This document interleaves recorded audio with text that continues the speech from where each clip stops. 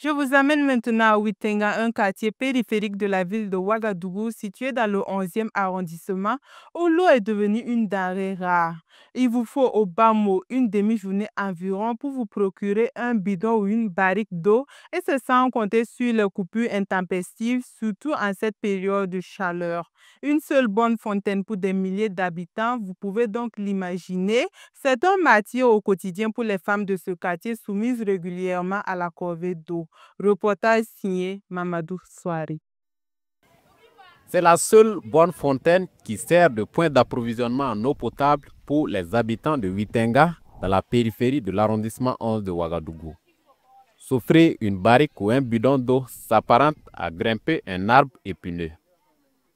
Coupures intempestives, baisse de pression ou encore les longues heures d'attente, l'or bleu se fait désirer et les femmes de cette partie de la capitale burkinabé vivent le martyre. Hier même, je voulais l'eau, là, je n'ai pas eu. Bien sûr, tu peux venir, comme ça se coupe. Vous avez vu, il n'est même pas 8 heures d'abord. Tu peux venir comme ça. Comme les gens viennent, on se devance l'une de l'autre. Tu peux venir comme ça faire le rang et tu ne gagnes pas l'eau. Hier, je voulais, mais je n'ai pas eu. Tu peux venir très tôt le matin et attendre jusqu'à 9 heures avant d'avoir la place pour remplir tes quelques bidons que tu vas aller vider et revenir faire le rang encore.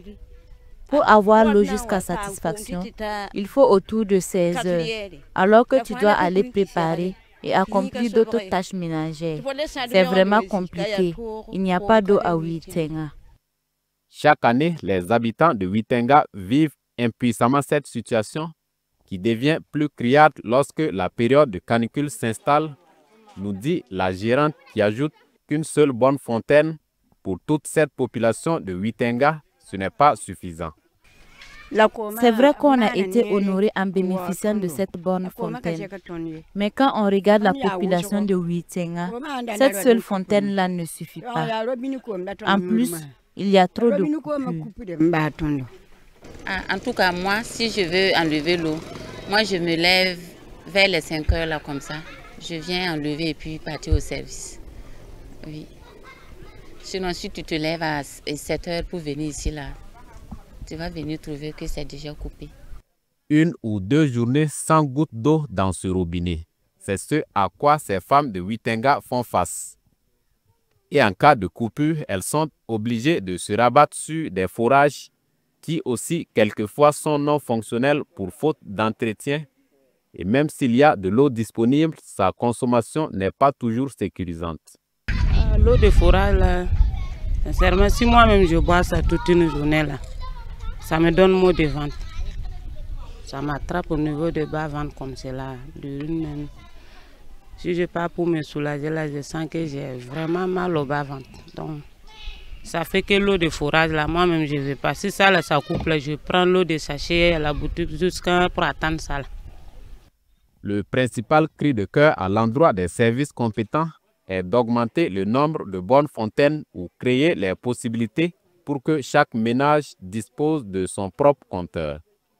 C'est vrai que nous sommes en zone non lotie, mais on souhaite vivement qu'on puisse nous aider pour que chacun ait son compteur à la maison. Si chacun peut se servir à la maison, les problèmes vont diminuer. Si seulement on pouvait nous aider à ce qu'on ajoute plusieurs robinets, peut-être ça allait pouvoir nous soulager. Soit si aussi on avait la possibilité de nous permettre à ce qu'on tire dans sa cour, vraiment, on allait avoir la paix. Mais en attendant, les femmes de Witenga peinent au quotidien à remplir leur bidon ou leur barrique et espèrent des lendemains qui chantent pour un accès plus facile à l'eau potable.